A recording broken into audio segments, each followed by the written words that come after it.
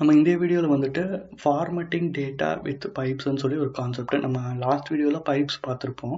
இந்த வீடியோவில் வந்துட்டு ஒரு சின்ன ஒரு ஆட் ஆன் மாதிரி தான். ஓகே, இது கஸ்டமைஸ் கிடையாது, இது ஒரு ஆட் ஆன் மாதிரி. இது எப்படி ஆட் ஆன்னு சொல்கிறோம் அப்படின்னா, நம்ம லாஸ்ட் வீடியோவில் வந்து சொல்லியிருப்போம். இப்போ நீங்கள் ஏதாச்சும் இந்த டெம்ப்ளேட் எடுத்துக்கோங்க. இந்த டெம்ப்ளேட்டில் பார்த்தீங்கன்னா நம்ம ஒரு ஸ்ட்ரிங் மென்ஷன் பண்ணுவோம். அதுக்கப்புறம் வெர்டிக்கல் பாருக்கு அப்புறமேட்டு நம்ம வந்து எந்த ஃபங்க்ஷன், நம்ம பைப்ஸில் எந்த ஃபங்க்ஷன் யூஸ் பண்ணுறோமோ அதை மென்ஷன் பண்ணுவோம். பட் ஆனால் இந்த ஃபங்க்ஷனில் பார்த்தீங்கன்னா ஒரு டிஃப்ரெண்ட்டாக இருக்கும்.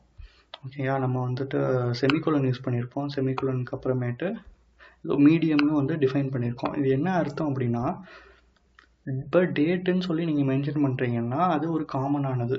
ஓகேங்களா, ஒரு format.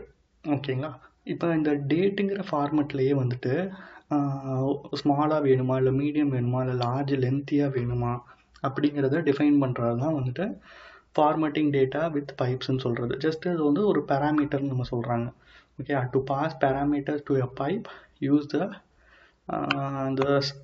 the semicolon syntax followed by the parameter value. Here is an example. Okay, இந்த மாதிரி யூஸ் பண்ணுறது தான் வந்துட்டு நம்ம ஃபார்மட்டிங் டேட்டான்னு நம்ம சொல்கிறோம்.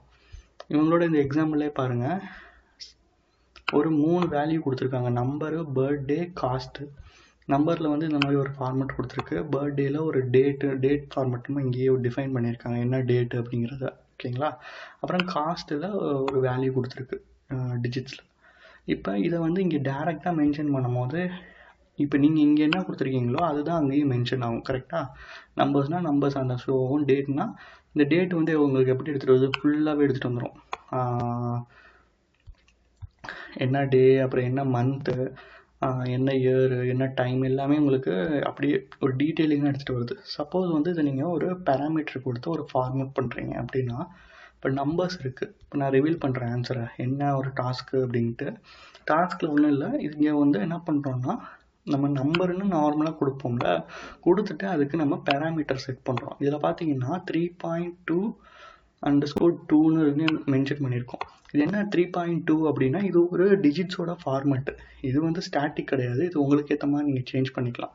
3.2ங்கிறது என்னென்னா, இங்கே ஃபஸ்ட்டில் வந்து அந்த பாயிண்ட்டுக்கு அப்புறமேட்டு ஃப்ரண்ட்டில் வந்துட்டு 3, அந்த பாயிண்ட்டுக்கு அப்புறமேட்டு 2 டிஜிட் தான் இருக்கணும். அதில் எவ்வளோ தான் போனாலுமே உங்களோட கால்குலேஷனில் வந்துட்டு 6 நம்பர்ஸ் வருது, இல்லை 7 நம்பர்ஸ் வந்தாலுமே உங்களுக்கு 2 நம்பர்ஸ் தான் இங்கே வந்து டிஸ்பிளே ஆகணும். அதுதான் வந்துட்டு நீங்கள் 3.2 and 2ன்னு மென்ஷன் பண்ணிட்டு திருப்பியும். இப்போ சப்போஸ் வந்து இங்கே நான் 1ன்னு சேஞ்ச் பண்ணுறேன்னா, இங்கே 103.1 அப்படின்னு தான் ஷோ ஆகும். சப்போஸ் இங்கே வந்து 3யை வந்து 1 ஆக்குறீங்க அப்படின்னா, சப்போஸ் உங்களோட இங்கே வந்து ஸ்டாட்டிக்காக தான் இங்கே கொடுத்துருக்கீங்க 103னா கண்டிப்பாக 103 தான் ஷோ ஆகும். ஓகேங்களா, சப்போஸ் இங்கே 4ன்னு கொடுக்குறீங்கன்னு வைங்க, 4ன்னு கொடுத்தீங்கன்னா என்ன ஆகும்னா 0 வந்து ஆட் ஆயிரும்.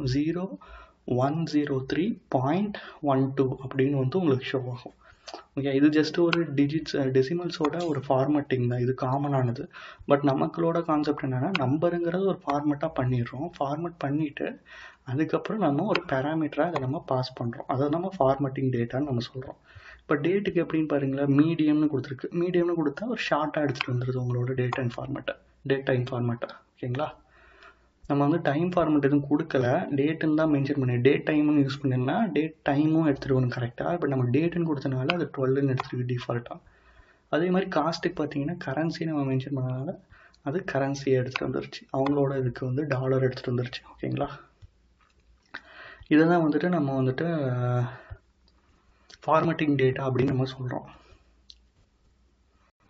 நெக்ஸ்ட் வீடியோவில் வந்துட்டு கஸ்டமைஸ்டு பைப்ஸ் எப்படி ஒர்க் ஆகுதுங்கிறத பார்ப்போம். தேங்க்ஸ்.